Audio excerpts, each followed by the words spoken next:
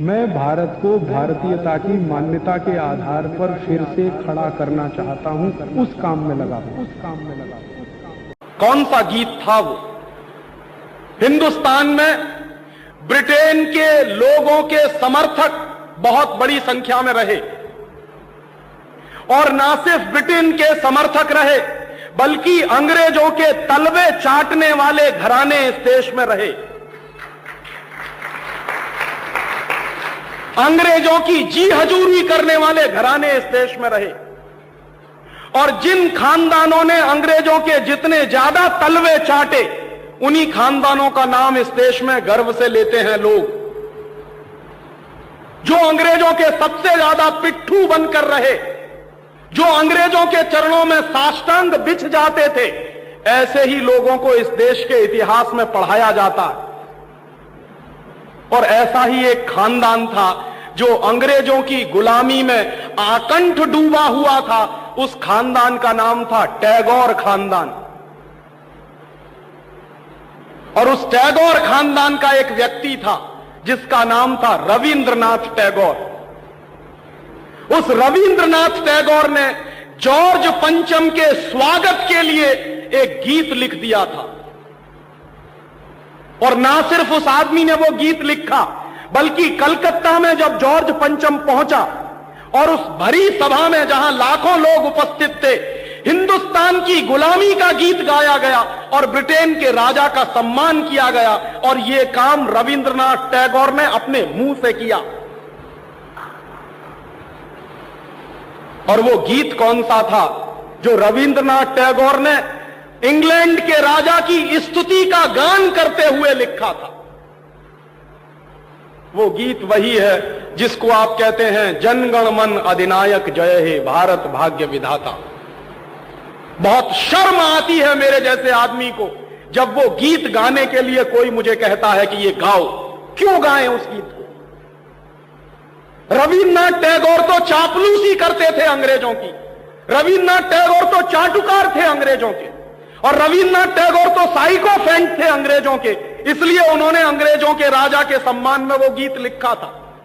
मैं तो नहीं हूं, मुझे तो अंग्रेजों की चापलूसी से कोई मतलब नहीं है। मैं तो अंग्रेजों का उससे ज्यादा विरोधी हूं जितना कोई हो सकता।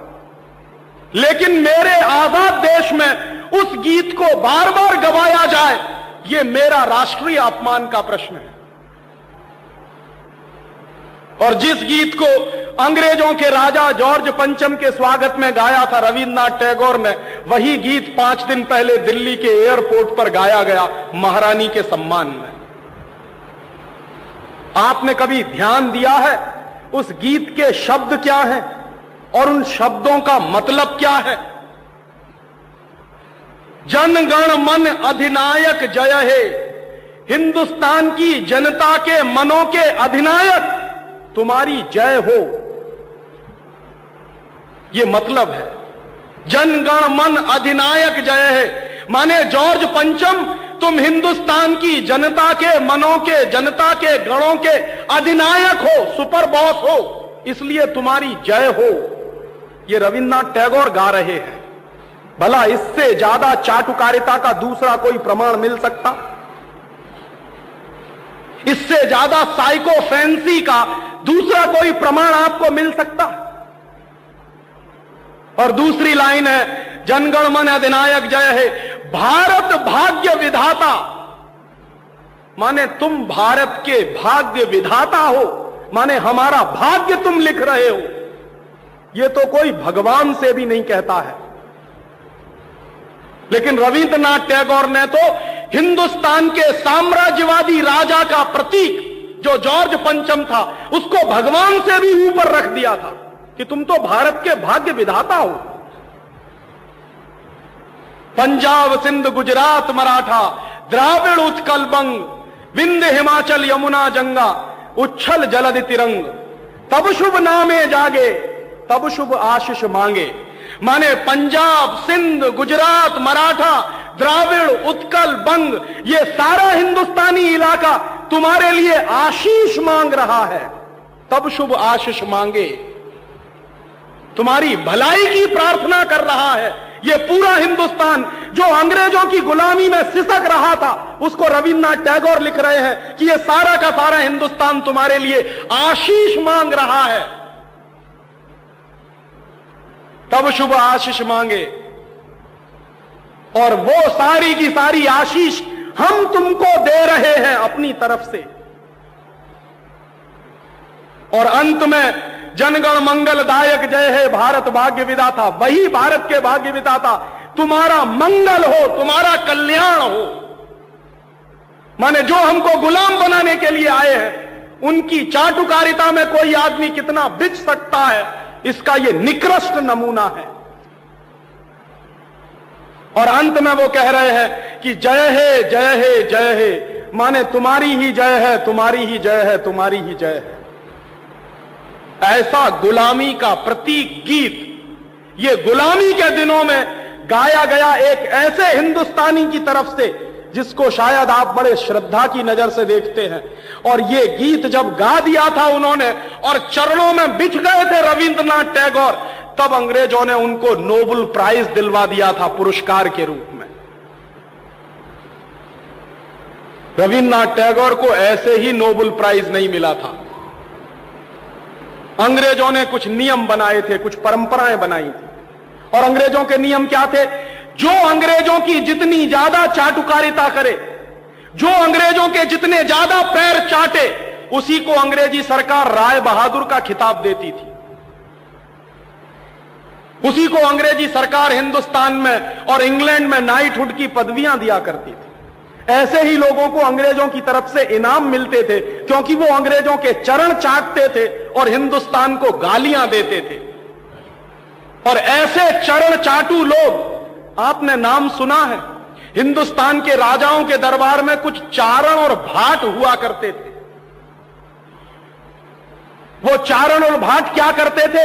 राजा चाहे जितना गंदा हो, चाहे जितना बदमाश हो, चाहे जितना लफंगा हो, लुच्चा हो, वो चारण और भाट हमेशा राजा की प्रशंसा ही करते थे। बदले में राजा उनको कुछ इनाम बांटता था।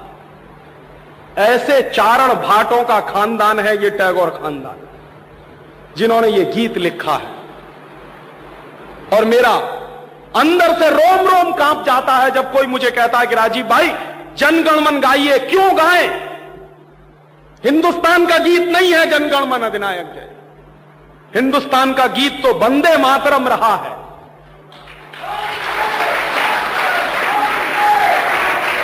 और यह वंदे मातरम जैसा गीत जो हिंदुस्तान की आजादी की लड़ाई का प्रतीक था, जो हिंदुस्तान के लोगों में खून में जोश भरने का काम करता था, उस वंदे मातरम जैसे गीत को हिंदुस्तान में राष्ट्रीय गीत का दर्जा दिलवाने में 50 साल लग गया हमको, अब जाके हुआ है। लेकिन जो गुलामी के जमाने का गीत था जनगण मन अधिनायक जय है, वो आजादी के तुरंत बाद हिंदुस्तान के उन गुलाम लोगों ने, जो शरीर से आजाद होंगे लेकिन दिमाग से गुलाम होंगे, हिंदुस्तान का राष्ट्रीय गीत बनाया था उन्होंने। और आप में से बहुत कम लोग जानते होंगे कि कांग्रेस के 2 अधिवेशन हुए थे, जिन दोनों अधिवेशनों में यह फैसला हुआ था सर्वसम्मति से कि हिंदुस्तान की आजादी के बाद जनगण मन हमारा राष्ट्रीय गीत नहीं रहेगा। यह फैसला हुआ था कांग्रेस की समिति में। लेकिन उन्हीं कांग्रेस के लुच्चे नेताओं ने आजादी के बाद उसी को अपने देश का राष्ट्रीय गीत घोषित करवा दिया। इससे ज्यादा शर्म की दूसरी बात कोई हो नहीं सकती। और वो गीत जिस तरह से गाया गया था जॉर्ज पंचम की अगुवाई करने के लिए, जॉर्ज पंचम का स्वागत करने के लिए कलकत्ता में लाखों लोगों के बीच में, वही गीत अब फिर गाया गया है महारानी के सम्मान में उस दिन। दोस्तों, सबसे पहले तो चैनल सब्सक्राइब करें, फिर लाइक, कमेंट और शेयर करें। और हाँ, हमारा एंड्रॉयड ऐप डाउनलोड करना ना भूलें।